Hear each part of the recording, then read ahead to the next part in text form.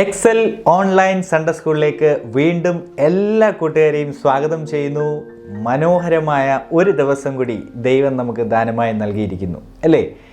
എല്ലാവരും സന്തോഷമായിരിക്കുന്നുവെന്ന് ഞങ്ങൾ കരുതുന്നു.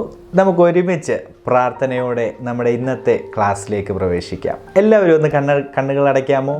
നമുക്കൊരുമിച്ച് പ്രാർത്ഥിക്കാം. ഞങ്ങളെ സ്നേഹിക്കുന്ന ഞങ്ങളുടെ നല്ല സ്വർഗീയ പിതാവേ, നല്ല സമയത്തിനായി സ്തോത്രം. മനോഹരമായ ഒരു ദിവസം കൂടി ഞങ്ങൾക്ക് ദാനമായി നൽകി തന്നല്ലോ.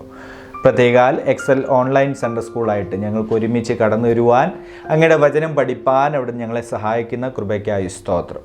എല്ലാ കുഞ്ഞുങ്ങളെ അങ്ങ് അനുഗ്രഹിക്കണം. തിരുനാമം മഹത്വമെടുക്കണം. യേശു കർത്താവിൻ്റെ നാമത്തിൽ തന്നെ ആമേൻ. വീണ്ടും എല്ലാവരെയും ഒരിക്കൽ കൂടി സ്വാഗതം ചെയ്യുന്നു. കഴിഞ്ഞ ചില ആഴ്ചകൾ നമ്മൾ അടുപ്പിച്ച് നമ്മൾ എന്താ പഠിച്ചു വന്നുകൊണ്ടിരുന്നതെന്ന് ഓർമ്മയുണ്ടോ? യെസ്, നമ്മൾ ബൈബിളിലെ ഓരോരോ പുസ്തകങ്ങളെപ്പറ്റി വളരെ ലഘുവായി നമ്മൾ പഠിച്ചു വരികയായിരുന്നു. കഴിഞ്ഞ ആഴ്ചയിൽ നമ്മൾ പഠിച്ചു നിർത്തിയത് ഏത് പുസ്തകമായിരുന്നു? യെസ്, ന്യായാധിപന്മാരുടെ പുസ്തകമായിരുന്നു അല്ലേ? നമ്മൾ പഠിക്കാൻ പോകുന്നത് രൂത്തിൻ്റെ പുസ്തകത്തെ പറ്റിയാണ്. രൂത്തിൻ്റെ പുസ്തകത്തെ പറ്റിയുള്ള ഒരു ചെറിയ വിവരണം നമ്മളിന്ന് പഠിക്കാനായിട്ട് പോവുകയാണ്. രൂത്തിൻ്റെ പുസ്തകത്തെപ്പറ്റി നമുക്ക് ഒത്തിരി ഇടത്ത് കേട്ടിട്ടുള്ള ഒരു പേരാണ് രൂത്ത് അല്ലേ? രൂത്തിൻ്റെ കൂടെ ഒരു പേരും കൂടെ നമ്മൾ കേട്ടിട്ടുണ്ട്. എന്താണ്? ബോവസ്. ഈ ഒരു പുസ്തകം വളരെ ചെറിയൊരു പുസ്തകമാണ്. ഈ 66 പുസ്തകങ്ങളിൽ നമ്മൾ കാണുകയാണെങ്കിൽ വെറും 4 അധ്യായങ്ങൾ മാത്രമുള്ള ഒരു പുസ്തകമാണ് രൂത്തിൻ്റെ പുസ്തകം. ഈ പുസ്തകത്തിൽ ഏറ്റവും പ്രധാനപ്പെട്ട ഒരു കഥാപാത്രം എന്ന് പറയുന്നത് മറ്റാരുമല്ല, രൂത്ത് എന്ന സ്ത്രീയാണ്. രൂത്ത് ഒരു മൊവാബിയ സ്ത്രീയായിരുന്നു. തനിക്ക് ഇസ്രായേലിലേക്ക് ചേക്കേറുവാൻ ഒരു അവസരം ലഭിച്ചപ്പോൾ രൂത്തിന് അവിടെ നിന്നും ഈ ഇസ്രായേലിലേക്ക് കടന്നു വന്ന് അതിന് ശേഷമുള്ള കാര്യങ്ങളും ഒക്കെയാണ് ഈ ഒരു പുസ്തകത്തിലൂടെ നമുക്ക് കാണുവാൻ കഴിയുന്നത്. ഈ പുസ്തകത്തിൻ്റെ ഒരു ഉദ്ദേശമെന്ന് പറയുന്നത്, നമ്മളെ മനസ്സിലാക്കുവാൻ ശ്രമിക്കുന്ന ഒരു ഉദ്ദേശമെന്ന് പറയുന്നത്, ഏതു ജാതികൾക്കും ക്രിസ്തു കുടുംബത്തിൽ പ്രവേശിക്കാൻ സാധിക്കും എന്നുള്ളതാണ് ഈ പുസ്തകത്തിൻ്റെ ഒരു പ്രധാനപ്പെട്ട ആശയം, അല്ലെ നമ്മൾ മനസ്സിലാക്കേണ്ട ഒരു കാര്യം എന്നുള്ളത്. ഈ പുസ്തകത്തിൽ ക്രിസ്തു വീണ്ടെടുപ്പുകാരൻ എന്ന ഒരു ആശയം നമുക്ക് കൈമാറുന്നുണ്ട്. നമ്മളെ ഒരു താഴ്ന്ന ആളായിട്ടോ അല്ലെങ്കിൽ നമുക്കൊരു ഗുണമില്ല എന്നും പറഞ്ഞ് തഴഞ്ഞു കളയുന്ന ഒരു ദൈവത്തെ അല്ല, മറിച്ച് ഏതവസ്ഥയിലായിരുന്നാലും അവരെ ഒരുമിച്ച് ഒരേ നിലയിൽ എല്ലാവരെയും കാണുവാനും എല്ലാവരെയും ഒരേ നിലയിൽ കൊണ്ടുവരുവാനും ശ്രമിക്കുന്ന ഒരു പുസ്തകമാണ് രൂത്തിൻ്റെ പുസ്തകം. രൂത്ത് എന്ന പേരിൻ്റെ അർത്ഥം സ്നേഹിത എന്നുള്ളതാണ്. രൂത്ത് എന്ന സ്ത്രീയെപ്പറ്റി നമുക്ക് കാണുവാൻ കഴിയുന്നത് അവൾ സുന്ദരിയായ ഒരു സ്ത്രീയായിരുന്നു എന്നാണ്. രൂത്ത് എന്ന് തന്നെയാണ് എബ്രായ പുസ്തകത്തിലും നമുക്ക് കാണുവാൻ കഴിയുന്നത്. ആ പേര് അവിടെ രുയേത്ത് എന്ന് നമുക്ക് കാണുവാനായിട്ട് കഴിയുന്നുണ്ട്. ഈ പുസ്തകം രചന ചെയ്യപ്പെട്ടത് അല്ലെങ്കിൽ ഈ പുസ്തകം എഴുതപ്പെട്ടത് ഏകദേശം 11 വർഷവും ഏതാനും മാസങ്ങളും എടുത്താണ് എന്ന് ചില പുസ്തകങ്ങൾ നമുക്ക് കാണുവാൻ കഴിയുന്നുണ്ട്. രൂത്തിൻ്റെ പുസ്തകം പ്രധാനമായി 4ആയി വിഭജിച്ച് നമ്മൾ നോക്കുമ്പോൾ നമുക്ക് കാണുവാൻ കഴിയുന്നത്, ആദ്യ ഭാഗത്ത് മോവാബ് ആ ദേശത്തെപ്പറ്റിയും അവിടുത്തെ കാര്യങ്ങളെപ്പറ്റിയും കാണുവാൻ കഴിയുന്നു. രണ്ടാമതായി നമുക്ക് കാണുവാൻ കഴിയുന്നത് ബത്ലഹേമിലെ വയലിനെ പറ്റി നമുക്ക് കാണുവാൻ കഴിയുന്നു. മൂന്നാമതായിട്ട് ബത്ലഹേമിലെ മെതികളും അങ്ങനെയുള്ള കാര്യങ്ങളും നമുക്ക് കാണുവാനായിട്ട് കഴിയുന്നു. നാലാമതായിട്ട് ബത്ലഹേം പട്ടണത്തെ പറ്റി നമുക്ക് കാണുവാൻ കഴിയുന്നു. ഈ പുസ്തകത്തിൻ്റെ ഒരു ആശയം അല്ലെ ലക്ഷ്യം എന്താണെന്നുള്ളത് നമുക്കൊന്ന് നോക്കാം. ഈ പുസ്തകത്തിൻ്റെ ലക്ഷ്യം എന്ന് പറയുന്നത്, ചുറ്റുപാടുമുള്ള സകലരും തകർന്നു വീഴുമ്പോഴും 3 വ്യക്തികൾ സ്വഭാവ വൈശിഷ്ട്യത്തിലും ദൈവത്തോടുള്ള വിശ്വസ്തതയിലും എങ്ങനെ നിലനിന്നു എന്ന് കാണുവാൻ ഈ രൂത്തിൻ്റെ പുസ്തകത്തിലൂടെ നമുക്ക് കഴിയുന്നുണ്ട്. ഈ പുസ്തകത്തിൻ്റെ എഴുത്തുകാരൻ ആരൊക്കെയാണെന്ന് നമുക്കറിയാമല്ലോ. മറ്റാരുമല്ല, ഈ പുസ്തകത്തിൻ്റെ എഴുത്തുകാരൻ എന്ന് പറയപ്പെടുന്നത്, പുസ്തകത്തിൻ്റെ ആരംഭം മുതൽ അല്ലെങ്കിൽ അതിൻ്റെ ഉടനീളം നമുക്ക് കാണുവാനായിട്ട് കഴിയുന്നത് ഒരു ശമൂവേൽ പ്രവാചകനാണ് ഇതിൻ്റെ പ്രധാനപ്പെട്ട കർത്താവെങ്കിലും അത് എഡിറ്റ് ചെയ്തത് മറ്റാരോ ആണ് എന്നുള്ളതും നമുക്ക് കാണുവാനായിട്ട് കഴിയുന്നുണ്ട്. ഈ പുസ്തകം എഴുതപ്പെട്ട കാലഘട്ടം എന്ന് പറയുന്നത് BC 1050 കാലഘട്ടങ്ങളിലാണ്. അതായത് ന്യായാധിപന്മാരുടെ കാലഘട്ടത്തിലാണ് നമ്മൾ ഈ ഒരു പുസ്തകം എഴുതപ്പെട്ടതായിട്ട് മനസ്സിലാക്കുന്നത്. ഈ പുസ്തകത്തിൻ്റെ പശ്ചാത്തലം എന്തൊക്കെയാണെന്ന് നമുക്ക് നോക്കിയാലോ. ഈ പുസ്തകത്തിൻ്റെ പശ്ചാത്തലം പ്രധാനമായിട്ടും തങ്ങൾക്ക് ബോധിച്ചതുപോലെ ജീവിച്ച ഇസ്രായേലിൻ്റെ ഇരുണ്ട കാലഘട്ടം ഈ പുസ്തകത്തിലൂടെ നമുക്ക് കാണുവാനായിട്ട് കഴിയുന്നുണ്ട്.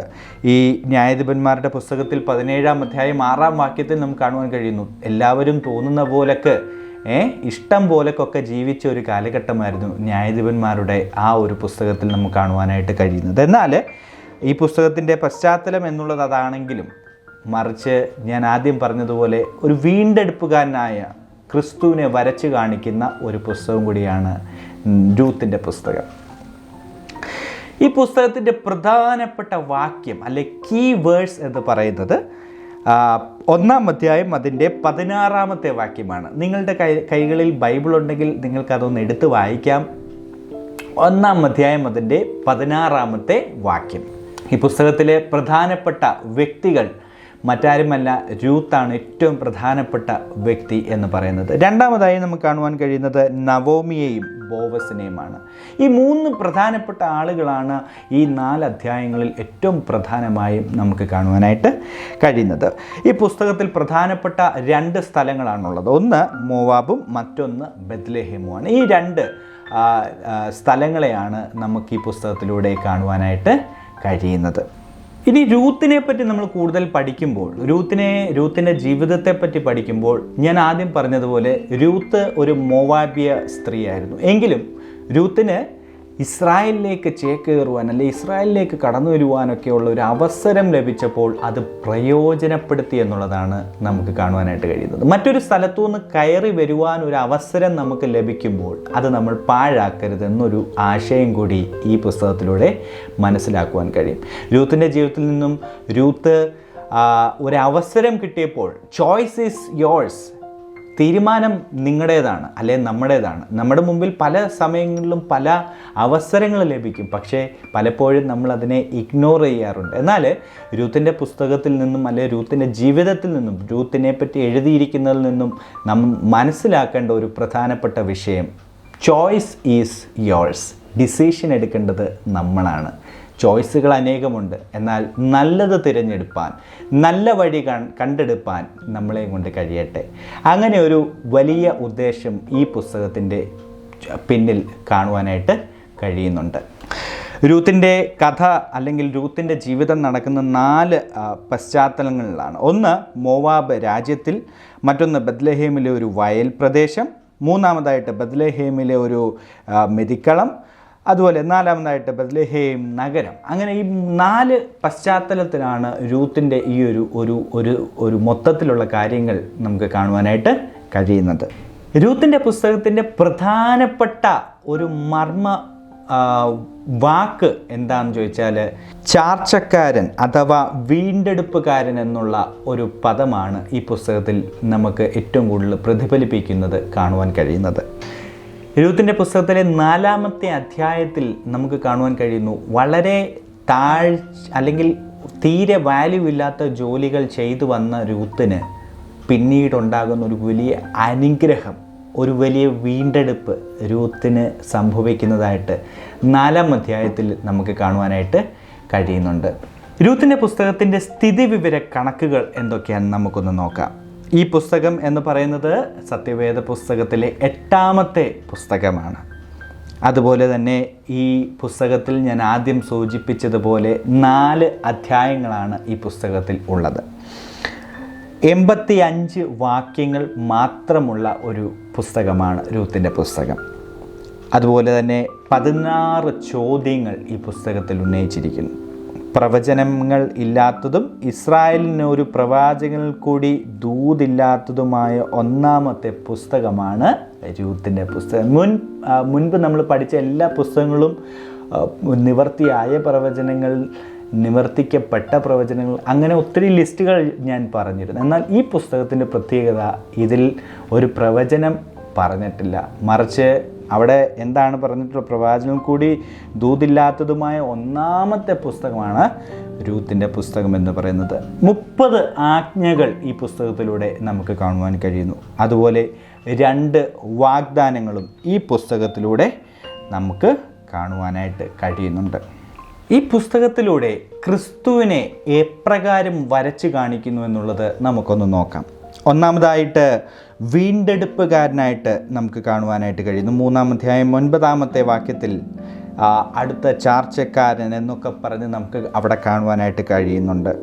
ഒരു രക്തബന്ധമുണ്ടായിരിക്കണം, അപ്പോൾ തന്നെ മനസ്സുള്ളവൻ, അതുപോലെ സ്വയം ഏൽപ്പിച്ചു കൊടുക്കാൻ മനസ്സുള്ളവൻ. ഇങ്ങനെയുള്ള ചില കാര്യങ്ങൾ നമുക്ക് രൂത്തിൻ്റെ പുസ്തകത്തിലൂടെ ക്രിസ്തുവുമായിട്ടുള്ള ബന്ധത്തിൽ കാണുവാനായിട്ട് കഴിയുന്നുണ്ട്. രണ്ടാമതായിട്ട് അവിടെ കാണുവാൻ കഴിയുന്നത് ചാർച്ചക്കാരൻ എന്നുള്ള ഒരു പദവും കൂടി അവിടെ കാണുവാനായിട്ട് കഴിയുന്നുണ്ട്. 13 തവണ ക്രിസ്തുവിനെ ചിത്രീകരിക്കുന്ന ഒരു പുസ്തകം കൂടിയാണ് രൂത്തിൻ്റെ പുസ്തകം എന്ന് പറയുന്നത്. ഈ പുസ്തകത്തിൽ രൂത്തിൻ്റെ 2 സ്വഭാവ സവിശേഷത നമുക്ക് കാണുവാൻ കഴിയുന്നുണ്ട്. ഒന്ന്, അവളുടെ സ്നേഹം. 1-2 അധ്യായങ്ങളിൽ നമുക്ക് കാണുവാൻ കഴിയും. 2, സ്നേഹത്തിൻ്റെ ഫലം. 3-4 അധ്യായങ്ങളിൽ അവൾക്ക് ലഭിക്കുന്ന അനുഗ്രഹങ്ങൾ. അവൾ വിശ്വസ്തയോടെ അവൾ ഉണ്ടായിരുന്ന ജോലിയിൽ, അല്ലെങ്കിൽ അവൾ ചെയ്തുകൊണ്ടിരുന്ന കാര്യങ്ങളിൽ വിശ്വസ്തത പുലർത്തി എന്നുള്ളതാണ് രൂത്തിൻ്റെ പുസ്തകത്തിലൂടെ നമുക്ക് കാണുവാൻ കഴിയുന്ന മറ്റൊരു പ്രത്യേകത. അപ്പോൾ കൂട്ടുകാരെ, ഇന്ന് നമ്മൾ പഠിച്ചത് രൂത്തിൻ്റെ പുസ്തകത്തെ പറ്റിയാണ്. രൂത്തിൻ്റെ പുസ്തകം ഞാൻ പറഞ്ഞതുപോലെ നമുക്ക് ലഭിക്കുന്ന ഒരു ആശയം എന്താണ്? അതെ, നമ്മെ വീണ്ടെടുക്കുന്ന ഒരു ദൈവം, നമ്മെ കൈവിടാത്ത ഒരു ദൈവം. നമ്മൾ ഒരു പക്ഷെങ്കിൽ നിറത്തിലോ ഗുണത്തിലോ അല്ലെ കഴിവിലോ ഒക്കെ ഒത്തിരി കുറവായിരിക്കും, പക്ഷേ ഓർത്തോളുക, നമ്മെ കൈവിടാത്ത ഒരു ദൈവത്തെയാണ് നമ്മൾ സേവിക്കുന്നത്. നമ്മുടെ നിറമോ ഗുണമോ ഫലമോ അല്ലെ ക്വാളിറ്റി ഒന്നും നോക്കിയല്ല ദൈവം നമ്മെ സ്നേഹിച്ചത്, നമ്മെ വീണ്ടെടുത്തത്. മറിച്ച് എല്ലാവരെയും ഒരുപോലെ സ്നേഹിക്കുകയും ഒരുപോലെ ഒരുമിച്ച് അടുപ്പിച്ച് നിർത്തുകയും ചെയ്യുന്ന ഒരു സ്നേഹമാണ് ദൈവത്തിൻ്റെ സ്നേഹം. രൂത്തിൻ്റെ പുസ്തകത്തിലൂടെ നമ്മെ പഠിപ്പിക്കുന്നത് ഒന്നേ ഉള്ളൂ: വിശ്വസ്തയോടെ ആയിരിക്കുക. എവിടെ എന്ത് ചെയ്താലും വിശ്വസ്തയോടെ ആയിരിക്കുക. എന്നാൽ നിങ്ങൾ തക്ക സമയത്ത് ഫലം കായ്ക്കുന്നവരായി, തക്ക സമയത്ത് അനുഗ്രഹം നേടുന്നവരായി തീരും. ഈ ഒരു ചെറിയ ലഘുവായിട്ടുള്ള ഒരു ഇൻട്രൊഡക്ഷൻ മാത്രമേ ഉള്ളൂ ഈ പുസ്തകത്തെപ്പറ്റി ഞാൻ പറഞ്ഞത്. എങ്കിലും നിങ്ങൾ ഈ പുസ്തകത്തെ കൂടുതലായി വായിക്കുകയും കൂടുതലായി പഠിക്കുകയും ചെയ്യുവാൻ നിങ്ങളെ ദൈവം സഹായിക്കട്ടെ. നമ്മൾ പ്രാർത്ഥിച്ച് നമ്മുടെ ഈ ഒരു ക്ലാസ് വൈൻഡപ്പ് ചെയ്യുകയാണ്. എല്ലാവരും കണ്ണുകൾ അടയ്ക്കാമോ? നമുക്കൊരു വാക്ക് പ്രാർത്ഥിക്കാം. ഞങ്ങളെ സ്നേഹിക്കുന്ന ഞങ്ങളുടെ നല്ല സ്വർഗീയ പിതാവേ, വീണ്ടും അങ്ങയുടെ സന്നിധിയിലേക്ക് വരുന്നു. ഞങ്ങൾക്ക് ഒരുമിച്ച് തിരുവചനം പഠിപ്പാൻ ലഭിച്ച അവസരത്തിനായി നന്ദി പറയുന്നു. ഇതിൽ പങ്കെടുത്ത എല്ലാ കുഞ്ഞുങ്ങളെയും അവിടുന്ന് അനുഗ്രഹിക്കണം. തിരുനാമം മഹത്വമെടുക്കണം, യേശു കർത്താവിൻ്റെ നാമത്തിൽ തന്നെ. ആമേൻ. അപ്പം കുഞ്ഞുങ്ങളെ, നിങ്ങളെ എല്ലാവരെയും ദൈവം ധാരാളമായിട്ട് അനുഗ്രഹിക്കട്ടെ. നന്നായി ഈ വചനങ്ങൾ, ഈ പുസ്തകങ്ങൾ നിങ്ങൾ പഠിക്കുക. അടുത്ത ആഴ്ച വീണ്ടും കാണാം. അതുവരെയും ദൈവം എല്ലാവരെയും സഹായിക്കട്ടെ. ബൈ.